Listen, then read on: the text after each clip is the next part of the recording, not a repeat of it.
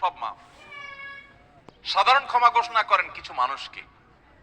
সেই সৌভাগ্যবান মানুষগুলোর কাতারে আমি ঢোকার জন্য চেষ্টা করবই করব, এই প্রতিজ্ঞা করা, এটা হলো প্রস্তুতির অংশ। যে এইবারের রমজানকে আমি আর হেলায় হারাতে দেব না, আমি এবার রমজানে আমার গুনাহ মাফ করাইয়াই ছাড়বো, এই প্রতিজ্ঞা এখন থেকে করতে হবে ইনশাআল্লাহ। প্রতিজ্ঞা করবেন তো ইনশাআল্লাহ, যে যেই কোনো কিছুর বিনিময়ে হোক আল্লাহর কাছ থেকে ক্ষমা আমি আদায় করেই ছাড়বো, আমি আল্লাহর কাছ থেকে ক্ষমা নিয়েই ছাড়বো।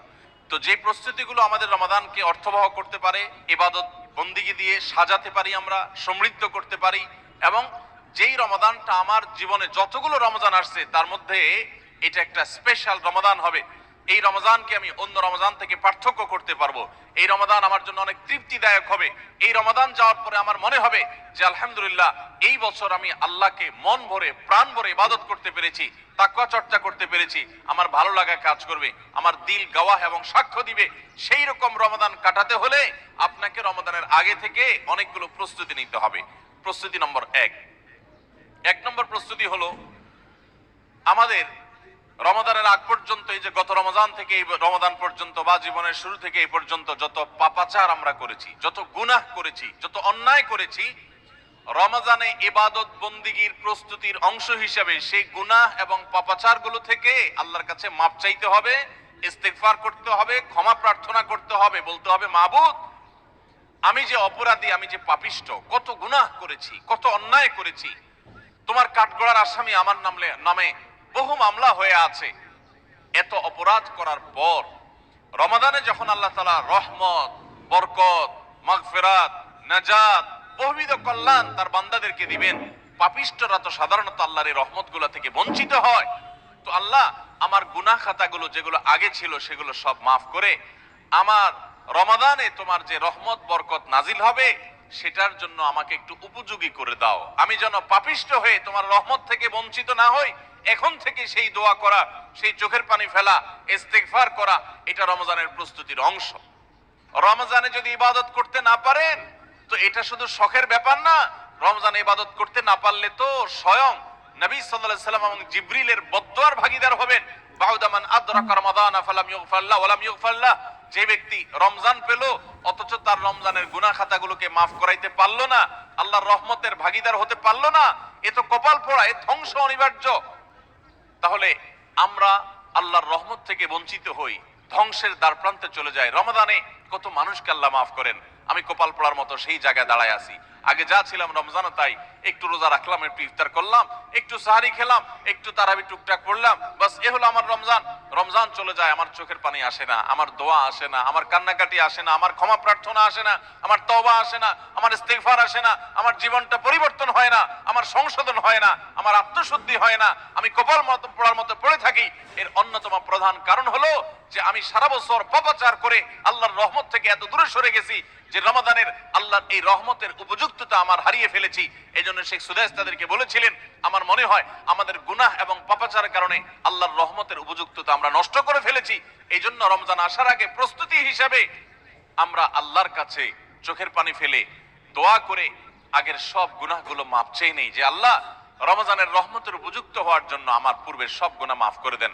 দ্বিতীয় যে করণীয় আছে রমজানের প্রস্তুতির অংশ হিসাবে, সেটা হলো রমজান মাসের যে ফজিলত এবং মর্যাদা আছে, রমজান মাসের রোজার যে মাসলা মাসাইল আছে, এগুলো এখন থেকে শেখা শুরু করতে হবে। তাহলে মানসিকভাবে আপনি প্রস্তুতি নিতে পারবেন যে রমাদান আসছে। আপনি রমজান শুরু হওয়ার পরে যদি এবার মাসলা শেখা শুরু করেন তো শিখতে শিখতেই তো আপনার কয়েকদিন চলে যাবে, একটা মাস দেখতে দেখতে চলে যায়। এই জন্য রমজানের প্রস্তুতির অংশ হিসাবে এখন থেকে রমজানের কি মর্যাদা, রোজার কি মর্যাদা, মানুষকে ইফতার করালে কি লাভ, রমজান মাসে গুনাহ থেকে বেঁচে থাকার অপরিহার্যতা কি রয়েছে, রোজা রেখে যদি আমি গুনাহ করি তাহলে রোজার কোনো লাভ নেই, উপাস থাকার মতো, এগুলো আগে থেকে জানতে হবে, শিখতে হবে, বুঝতে হবে। রমজানের ফাজাইল এবং মাসাইল, রমজানের তাৎপর্য, মাহাত্ম্য, মর্যাদা কি সেগুলো জানবো এখন থেকে, এবং করণীয় কি সেগুলো আমরা ঠিক করব। আমাদের প্রতিজ্ঞা করতে হবে, নিয়ত করতে হবে, এইবারের রমজানে আমি আল্লাহর কাছ থেকে আমার গুনাহগুলো মাফ করাইয়াই ছাড়বো। প্রত্যেক দিন ভাইরা আমার, রমজানের প্রত্যেকটা দিন আল্লাহ তাআলা বহু মানুষকে সাধারণ ক্ষমা ঘোষণা করেন, যাই করছো বান্দা সব মাফ।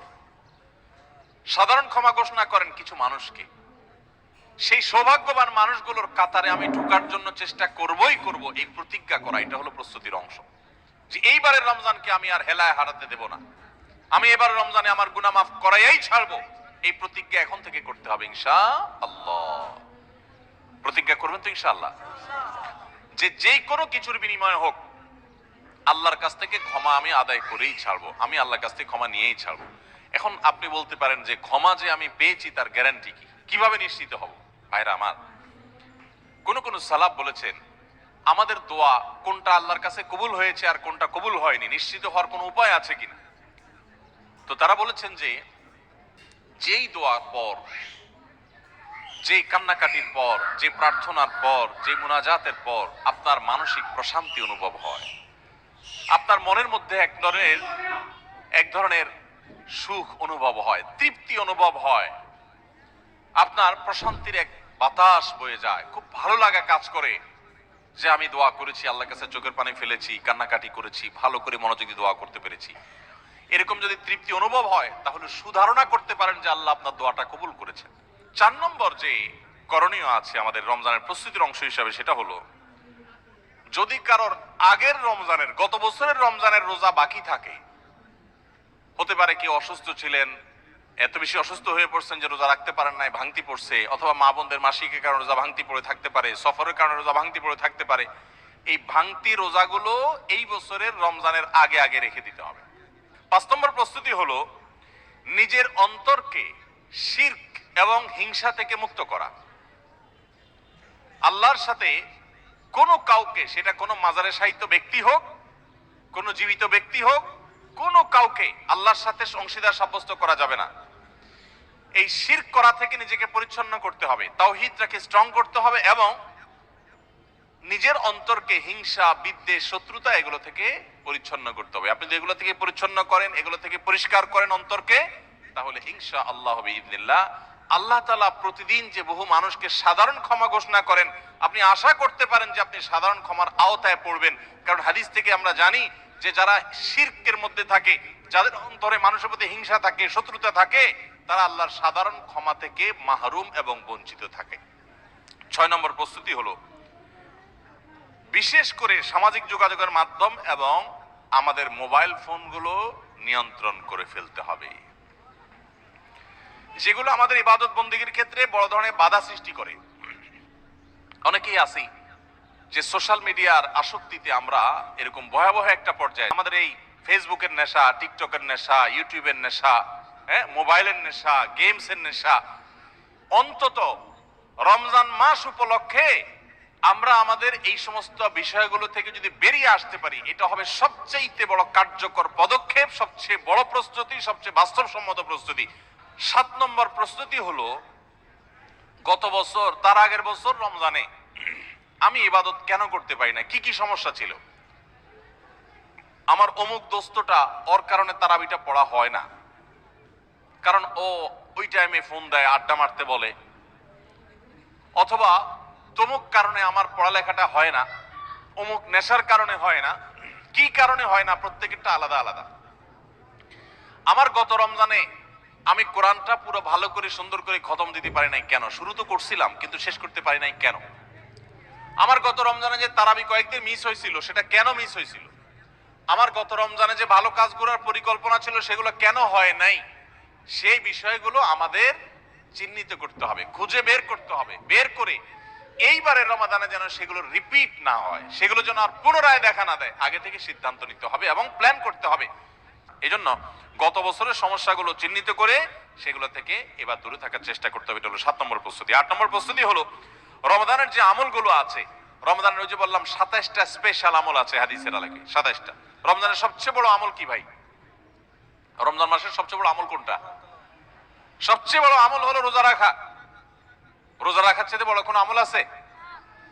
রমজানের দ্বিতীয় আমল হলো রাতে তারাবি পড়া, তৃতীয় আমল হলো কোরআনে কারীমের তেলাওয়াত করা, আল্লাহর কাছে দোয়া করা আরেকটা আমল, উমরার তৌফিক থাকলে উমরা করা আরেকটা আমল, নবী সাল্লাল্লাহু আলাইহি ওয়াসাল্লাম রোজা রেখে প্রচুর মিসওয়াক করতেন, সেটা আরেকটা আমল, শেষ দশকে ইতিকাফ করা সেটা আরেকটা আমল, শেষ দশকের বেজর রাতগুলোতে ইবাদতের চেষ্টা করা সেটা আরেকটা আমল, লাইলাতুল কদর পাওয়ার চেষ্টা করা আরেকটা আমল, লাইলাতুল কদর পেয়ে গেলে আল্লাহুম্মা ইন্নাকা আফুউন তুহিব্বুল আফওয়া ফাফু আন্নি পড়া আরেকটা আমল, এই রকম 27টি আমল স্পেশাল আছে রমাদানের জন্য, যেগুলো কোরআন এবং হাদিস থেকে প্রমাণিত। তাহলে সেই আমলগুলোকে এখন থেকে টুকটাক করা শুরু করার চেষ্টা করা। একটু নফল রোজা রাখেন, তাহলে রমজানে যে রোজা রাখবেন ওটা সহজ হবে। এখন থেকে রোজা রাখার অভ্যাস করেন। নবী সাল্লাল্লাহু আলাইহি ওয়াসাল্লাম মাসে বেশি বেশি রোজা রাখতেন। আপনি এখন থেকে দান সাদাকার অভ্যাস শুরু করে দেন, প্ল্যান পরিকল্পনা শুরু করে দেন। এইটা হবে রমজানের প্রস্তুতি, যে রমজানে যে আমলগুলো করবেন এখন থেকে সেগুলো শুরু করে দেন। ওই যে বললাম, দান ও গায়ে প্রস্তুতি গ্রহণ করা হবে এবং দেখবেন আপনার রমাদানে অনেক অর্জন করার সুযোগ আপনি লাভ করেছেন। তাহলে 9 নম্বর প্রস্তুতি হলো চার্ট করা, শিডিউল করে ফেলা, পুরো রমজান মাস কিভাবে কাটাবেন তার সারা দিন সকাল থেকে রাত পর্যন্ত একেবারে পুরো শিডিউল।